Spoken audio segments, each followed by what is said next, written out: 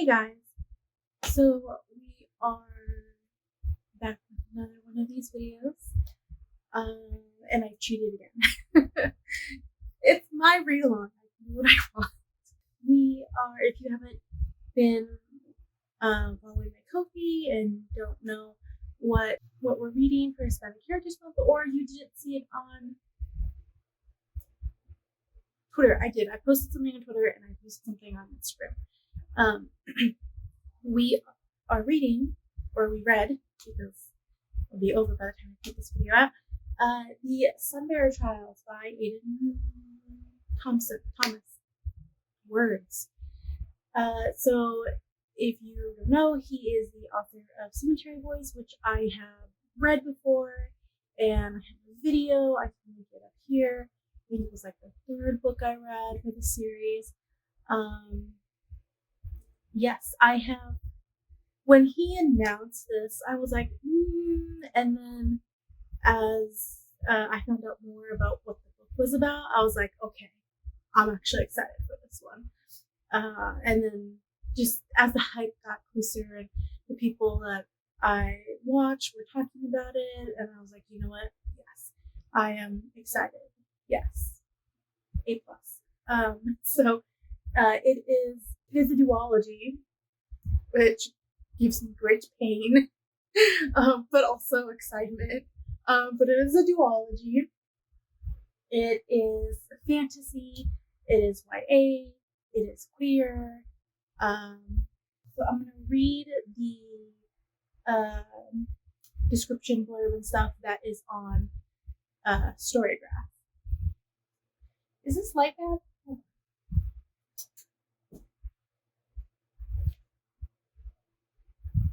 We're just gonna leave that. Sorry for the lighting change. I realize my light is yuck. Okay. So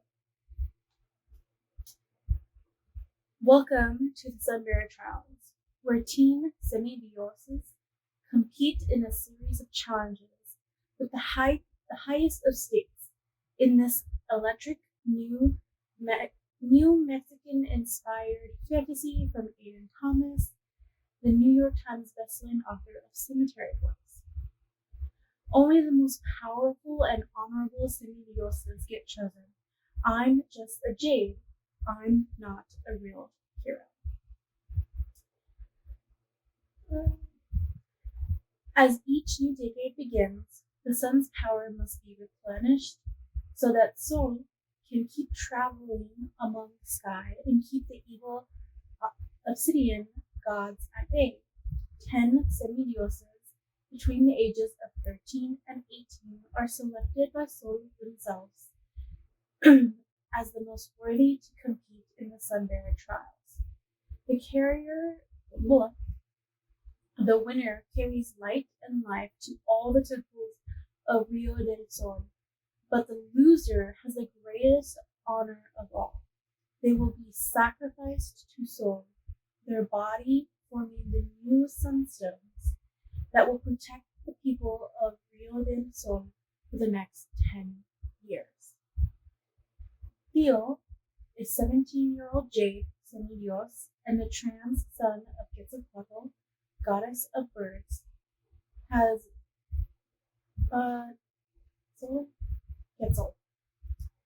Quetzal, goddess of birds, has never worried about the trials, or rather, he's only worried for others.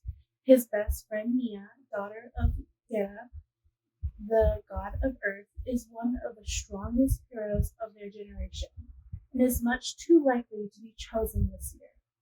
He also can't help but worry, reluctantly and under protest, for Aurelio, the powerful gold semidios and Theo's friend turned rival, who is a shoe-in for the trials. Theo wouldn't mind taking Aurelio down a notch or two, but a 1 in 10 chance of death is a bit too close for Theo's taste. But then, for the first time in over a century, Sol chooses a semidios who isn't a gold. In fact, they choose two. Chio, the 13-year-old child of Mala Suerte, god of bad luck, and Theo. Now they must compete in 5 mysterious trials against opponents who are both more powerful and better trained for fame, glory, and their own survival. So, this has been comped as Hunger Games-esque meets like mythology. I can, if you're wanting other people's opinions, I can link some other videos. I'll put them in some other videos that have given other reviews and talked about it. So I have, as I said, I've cheated. I've already started listening to the book. So I pre-ordered it on bookreview. So I got it the day it came out. But to be fair, and also to be part of Hispanic Heritage Month, Latine Heritage Month, I decided that the read-along would not start until the 15th, which is technically tomorrow in like a few hours. So it's not that bad. I waited till like most of the day was done, but I've been trying to read other things to hold me over, and nothing has kept my interest because all I want to do is read this book, and I want to read some other books that I have ready in line to read for another event thing that I'm doing, which I can link other videos where I talk about that.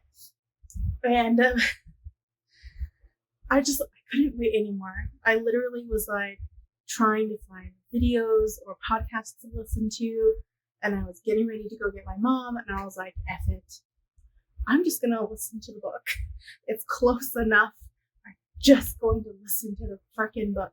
So that's what I did. I am listening to it. I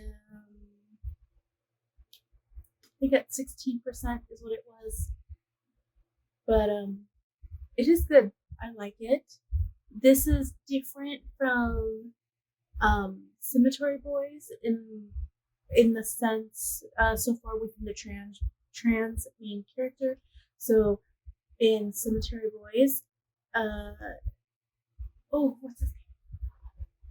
Where Yan is before full transition surgery, all that. And Theo is post surgery. They have been taking medicine. They have top surgery. They're also older, so it's nice to see a young trans character in 2 different states of life. So that is so far interesting. Also because they do mention about like dysphoria already, and just that reminder of even though dysphoria can shrink, it doesn't always fully go away. And I'm not an expert. I'm not trans. I only know from doing my own research, from reading books like this, from people I watch online, that kind of mimic that same message. So it's nice to hear versus where Yadiel was still very at the beginning stages of that, and it was still very raw, very emotional, very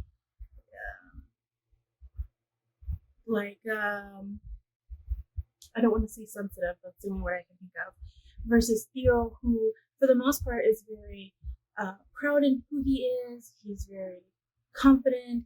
He knows who he is, but there are still things that he is not comfortable with.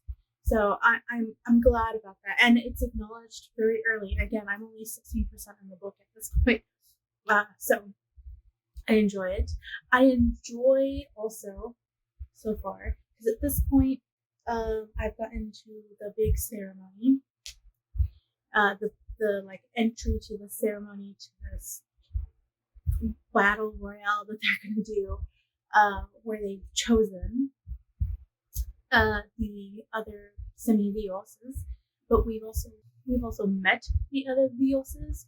So at the first chapter, which is, I would say, kind of like a prologue, we get a very quick like history lesson. And as somebody who has been doing a lot of research on Aztec mythology for many reasons, the story creation, the mythology that Aiden has created for this book does definitely mimic Aztec mythology and Aztec creation story. So that was very interesting. Also, the pantheon of gods or dioses that we meet so far. At this point, I don't know if we're going to meet more. Also, just dioses that they've referenced is a good mix of actual gods from the Aztec pantheon, and then also, I believe, gods that Aiden has made up.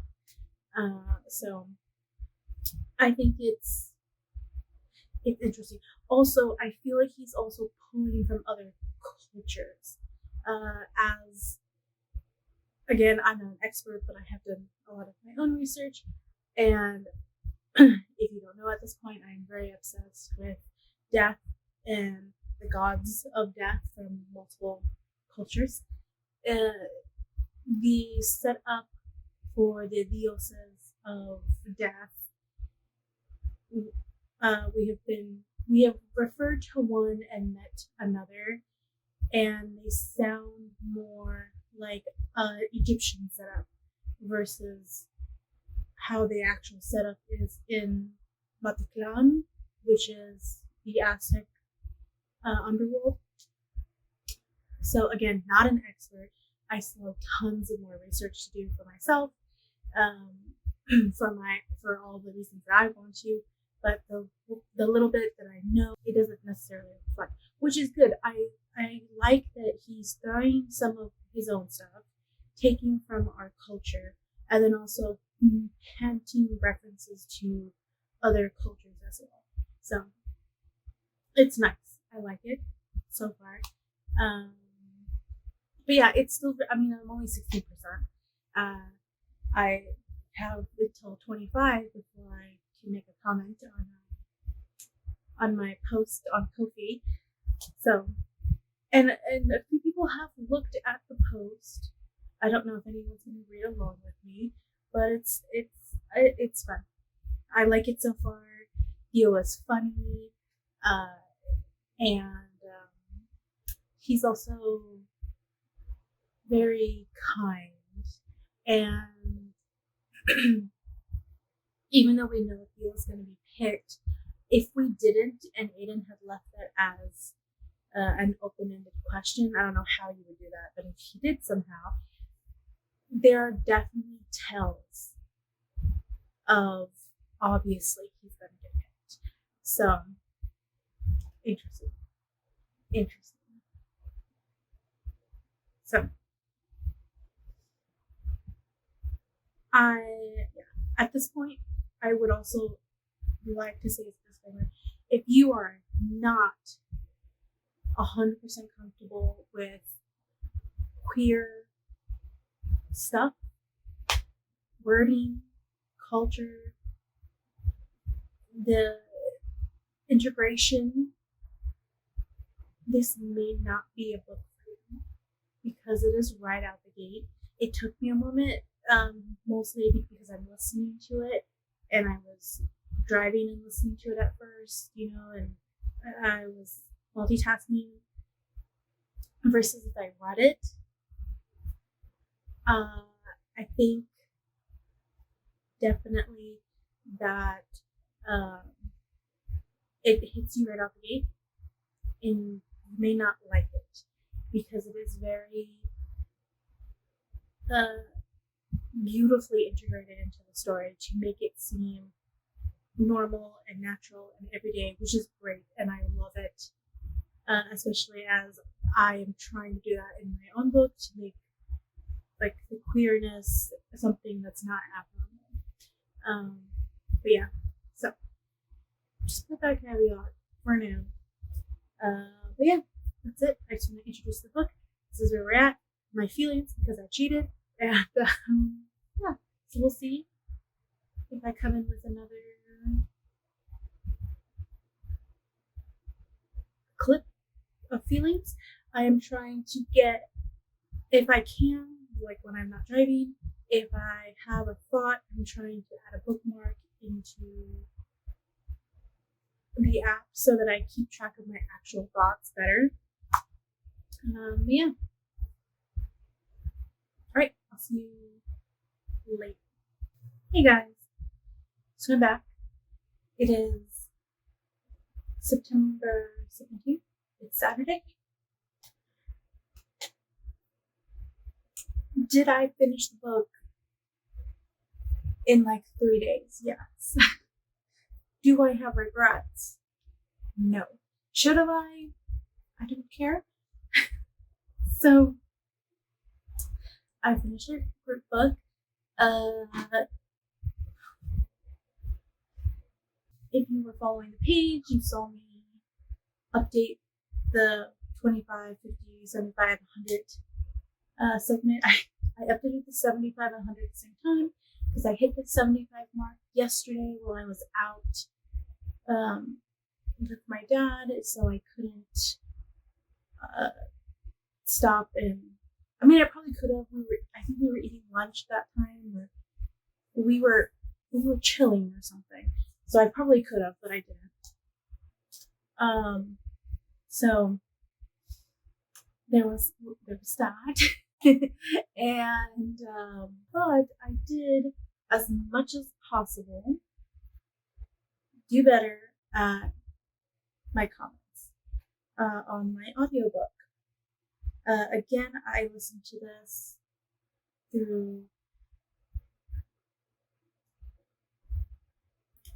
Libro FM. There's the link down below. It is a referral code, not an affiliate link, because it's very hard to get the affiliate status through Libro. But so there's a referral link if you want to use that, or just check out Libro FM on your own. They are a audiobook company that partners with independent bookstores, and the proceeds go to those independent bookstores. You can adopt your local bookstore if they are part of Libro FM's family of bookstores, and if not, if you just do the general Libro FM, then the proceeds go to like the general pot of bookstores. So it works very similar to Bookshop.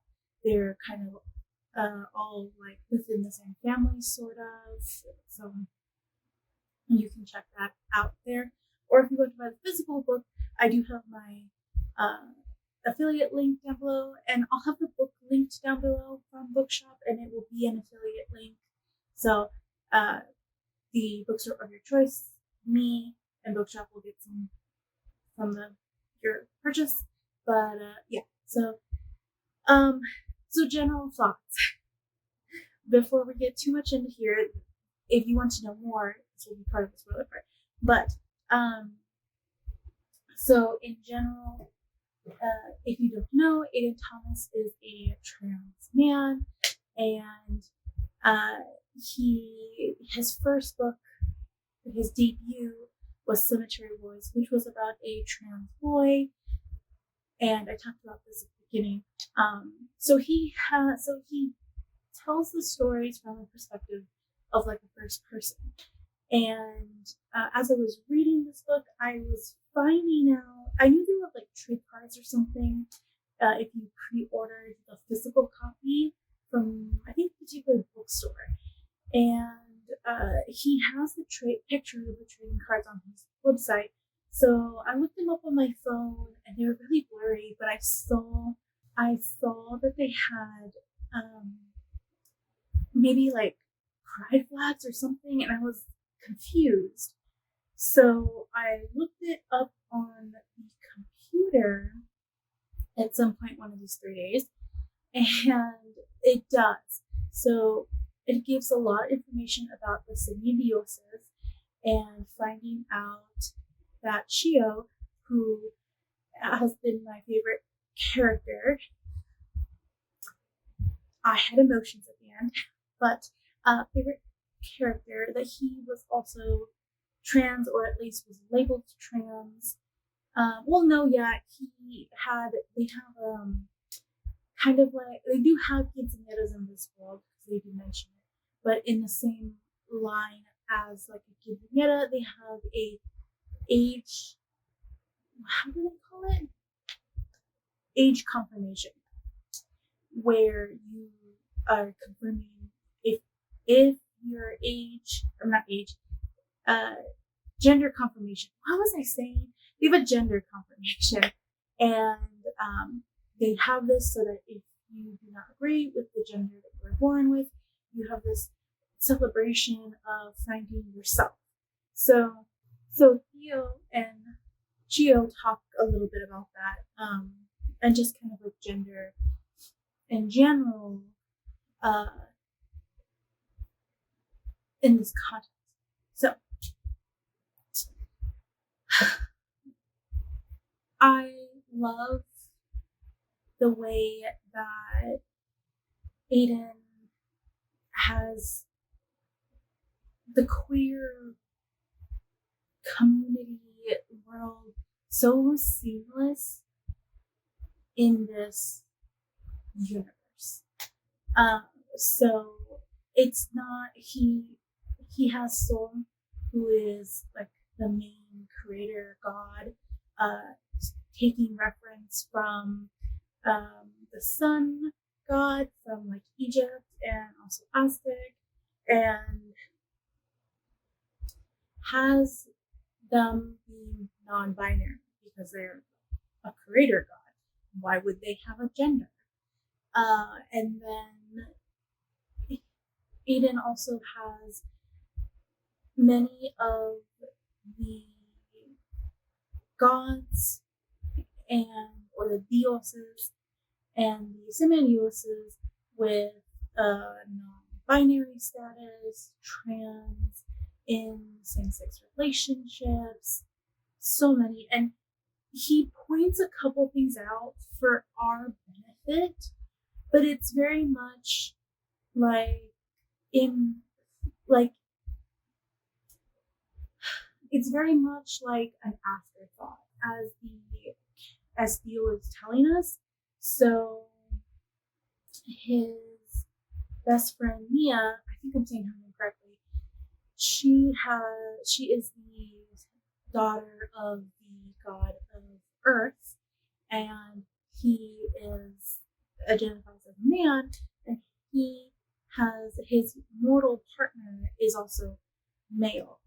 So they reference a lot of times both of her dads, and then we actually go get to visit her city, and Theo just like offhandedly is like, oh yeah, Mia has 2 dads. It's not uncommon for dioses to be with the same sex or something, he says along those lines. But then he also references, that the Earth God, and I'm saying this because I don't remember what his name is, but the Earth God,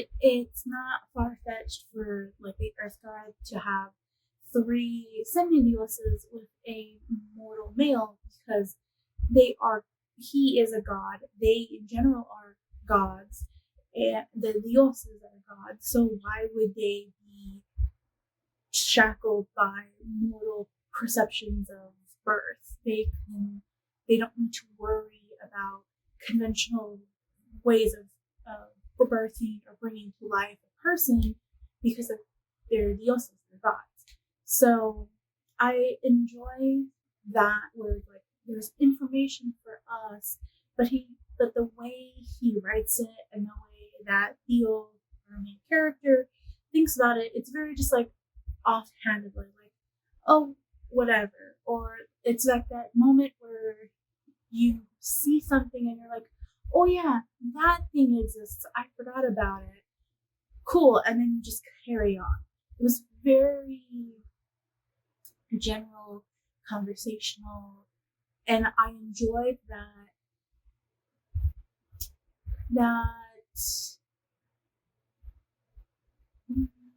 very streamlined, normal feeling of this is something that's not abnormal. This is something natural. This is something that is not alien or weird or uncommon. I greatly enjoyed that. And I was it was very nice to see versus many other stories that they may mention it or talk about it, but it's still like very odd or awkward, or there's still like a certain type of people within the world. It's like, that's weird.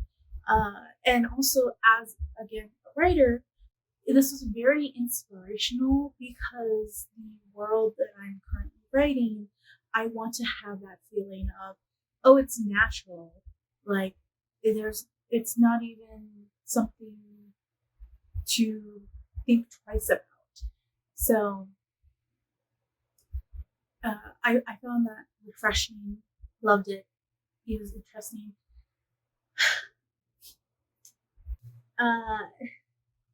The representation was kind of, in that way, kind of confusing. So again, this series is about me trying to find representation in books, representation of me, a Mexican American, someone who has very little to no ties to Mexico, if anything, just to the culture. But even then, it's still a very Americanized culture, is what I have attached to it. So there wasn't much of that, but it's mostly, again, because Aiden kind of just created this world. There are references to Aztec culture and traditions and mythos, but he also pulls from other pantheons. And as someone who is obsessed with ancient worlds, I can tell. And I know that, because I've seen a couple reviews, some people be uncertain if it's all from Aztec mytho or if it's from other mytho, and I can see that he's kind of mixed and matched a little bit. I think his main point was for it to generally be Aztec mythos. The creation story is very reminiscent of Aztec mythology. Our main character, his mother, is very reminiscent of like Quetzalcoatl. So that idea is very similar, but none of them are completely like exactly that. And some of the dioses are definitely not dioses or gods that you would see within the Aztec pantheon necessarily. So he definitely pulls from other pantheons, which is nice because, again, this is his world. He created it. It doesn't say that it takes place on Earth. There's no references to it being placed on Earth. Even the humans, I don't think he even mentioned the word human at all in the text. I think anytime they would be referring to humans, they're referred to as mortals. I think I could be wrong. Sometimes that's the downside of doing an audiobook. If I want to double check something, I can't. But even if he did, I still don't think the world takes place here. If it does, it's like an alternative world. So I take this as Aiden made a completely separate universe, world, and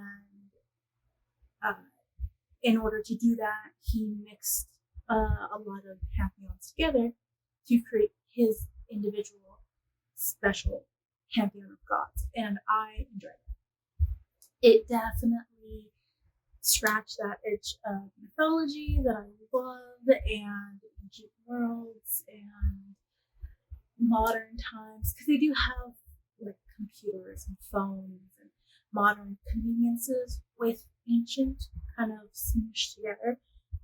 So that was nice, and greatly enjoyed that. Aiden is very good at threading things along. He comments and points on a couple things very often, and you're like, okay, there's this thing is going to happen. But I'll get more into it with spoilers, but there was definitely something I could tell something was happening, but I was thinking something else. I wasn't even thinking what ended up happening in the end was necessarily where we were going. Like, I knew there had to be this bad guy, and to me, it felt like it was too obvious for what bad guy appeared to appear, and I thought it was going to be more of like equal level bad guy, and it ended up being like Mega Boss times 10 suddenly showing up, and I'm just like, oh, we're going I thought we were going this way, but we're going that way. Oh, okay. So,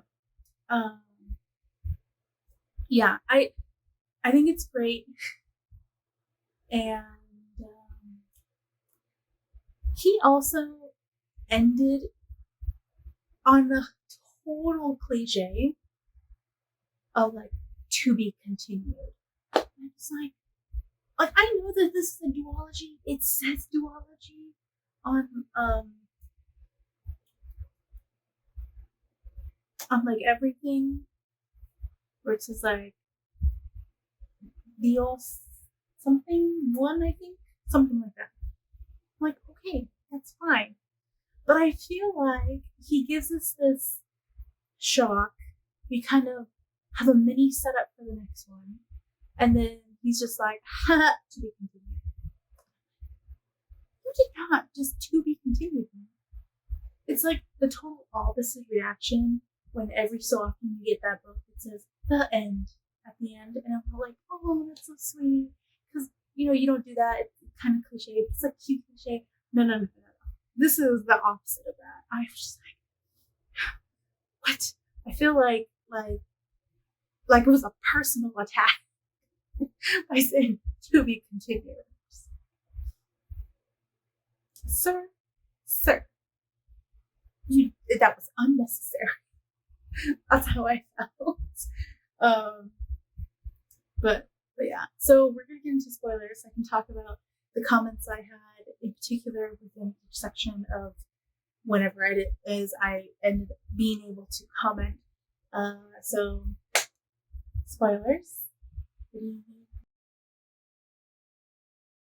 So spoiler section. I definitely, first of all, just to preface all of this, I 100% fell in love with Shio. He was a precious child that I wanted to protect, and I was going to kill anyone who came to him. And then, obviously, felt betrayed. But I've complicated feelings, because I feel like, much like Theo, who like grabbed him at the end, like not wanting to let him go, like I still want to protect him. There's gonna be a thing. I know it. I just know it. But okay, so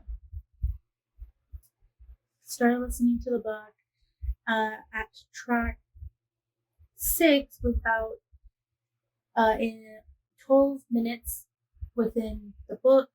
I talk about having both ancient gods being soul, being male at first is what I thought. Later we find out Soul is non-binary.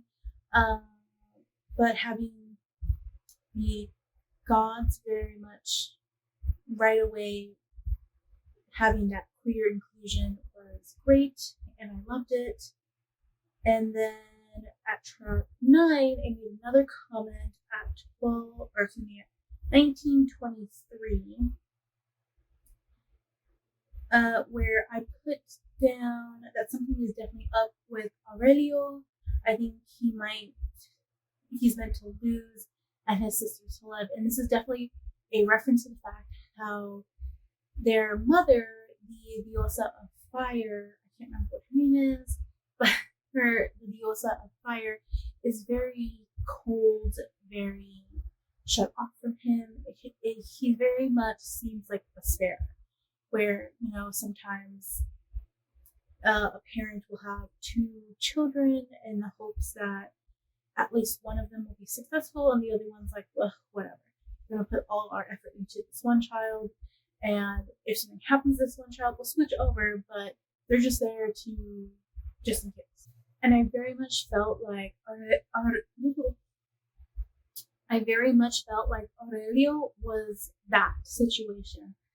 For most of the book is how I was feeling, because his sister, which I can't remember what her name is,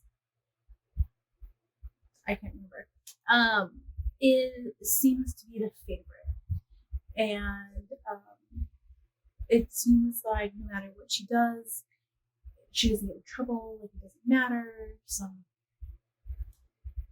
that's kind of what I was thinking. And then at track 14, so at track 14 at 6:31 within track 14, I said, again, mentioning the integration of queer and inclusion, having things as parents. I believe this is when we met Mia's 2 dads in the city of the earth god, the earth dios. And then track 15, I talked about, I just thought it was cute, the trial where they had to find oh my gosh, what are they called?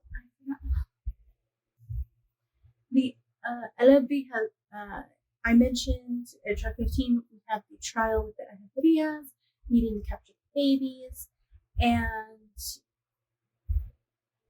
again, something was already starting to happen, but I wasn't paying attention too much to that. But what I did comment on was the baby that Theo got, which was a toucan hybrid Alabrie, excuse me, and how it just fell in love with Theo and didn't want to leave him, and it was very cute. So I had that, and then at track 17, 2 minutes into that track, which was the 50% mark, the Theo and Chio talked about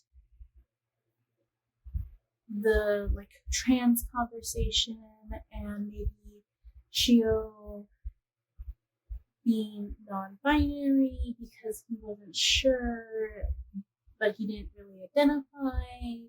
He didn't feel right. Though now that I think about it, I wonder if this was very much him second guessing his plan to release the obsidian gods. So I wonder if that whole conversation had a double meaning.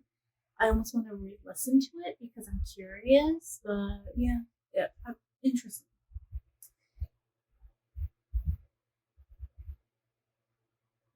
And then at track 21, which was around 75% mark, at 11:45 in that track, I have down that I think something's happening in the trials, not just physically, but maybe there's a test of willpower going on, hence why the dark like spacing out. And this is very much where Theo keeps talking about how the competitors seem like their eyes are going black, or their their physical eyes going black, or like around their eye, like black shading or spaces or something like that. They're not acting normal. They're being excessively aggressive and hurting people. So that's when I really was like, no, there is definitely something happening, but I thought it was part of the trial. Because you know how sometimes, like the whole point of the Sunbearer is that the Sunbearer they're picking someone who is, yes, physically strong, but also someone who is good and of good heart. And I thought this was part of it. You know, could you, in the face of danger or in the face of a hard decision of someone who isn't fully within their mind, can you still peacefully like save them and protect them and stuff like that? That's kind of what I thought was happening, which obviously is not. So at track 22, so literally just a track later, within 5 minutes and 46 seconds there, I said something feels odd about the whole situation. And I think, I think this is about around the point where we get to the last trial, or we're in the last trial, and everything just kind of goes weird. So I'm not sure. And then at track 26, within 3 minutes and 36 seconds there, I put down, I feel 100% betrayed. And at this point is when Theo refuses to kill Aurelio's sister and ends up inadvertently causing the apocalypse to happen. And we find out that Shio is a traitor. And my closing comment at track 28, which is literally just the closing track of, saying the copyright and stuff like that, I loved it. I'm so excited. Also, I still am upset about Shio. So that was like my closing comments. But now knowing what's happening with Shio, I have so many questions. So,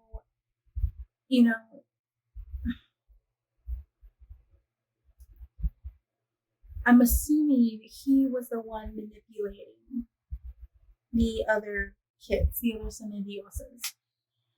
And that was his power. Also, I'm wondering how he came to be.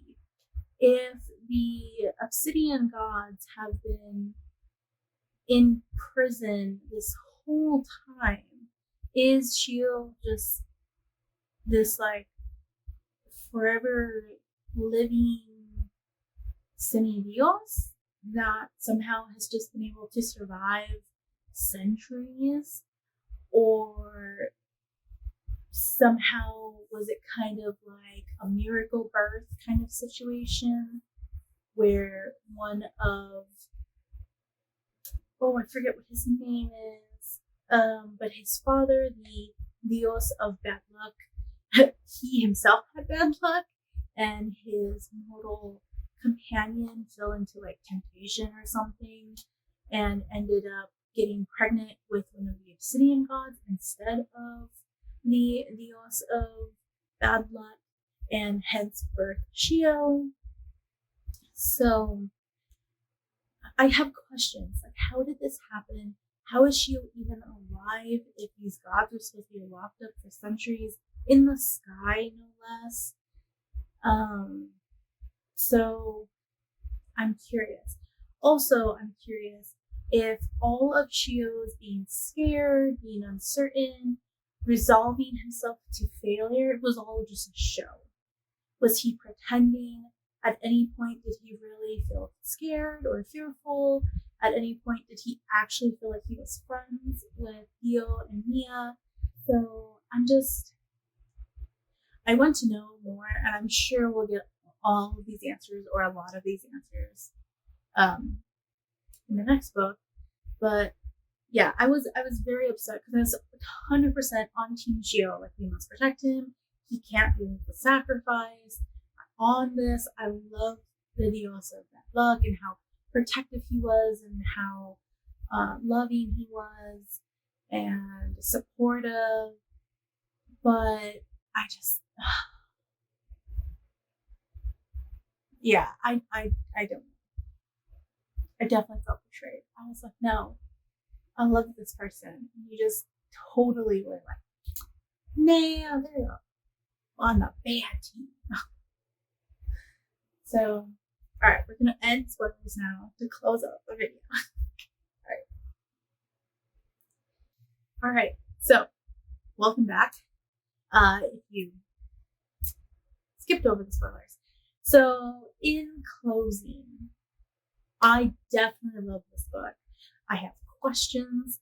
I have emotions. I still feel betrayed. And I want the next book. I feel like I've been betrayed and tricked, and I need an apology, and I need an apology through having the second book in my hand, or like, you know, in audio, so I can listen to it again.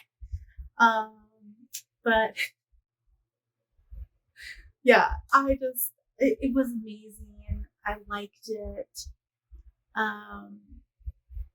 I liked it for its own thing. Again, necessarily for the series, did it match up to what I'm usually looking for? No, but I'm fine with that. In general, it was great.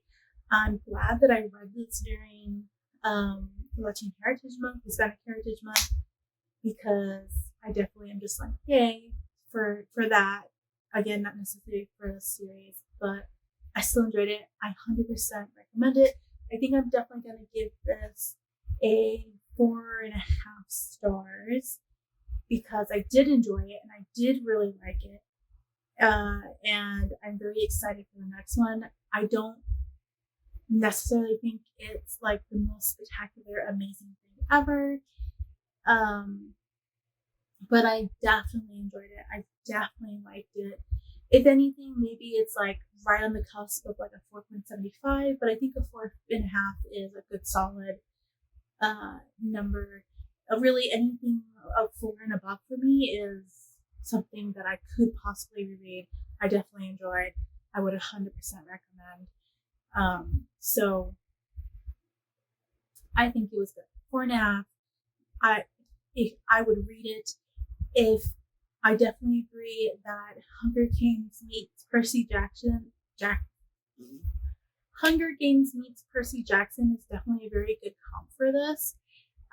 It's not as brutal as Hunger Games in the sense that, you know, Hunger Games was literally like kids killing kids for sport, and nobody dies. It's not a bloodbath, but it has that feeling with like the trials. And then Percy Jackson, because they're all like some demigods. So I would definitely recommend it if you like either of those, or you just like mythology, Aztec mythology. Yeah, I would definitely read this. There is like some romantic tension going on, if you're wondering, being that Cemetery Boys definitely had a romantic element. If you've read this one, let me know down below. I am interested in what you think. Spoilers, remember, be respectful. Make sure you label them and don't outrightly spoil anything for people.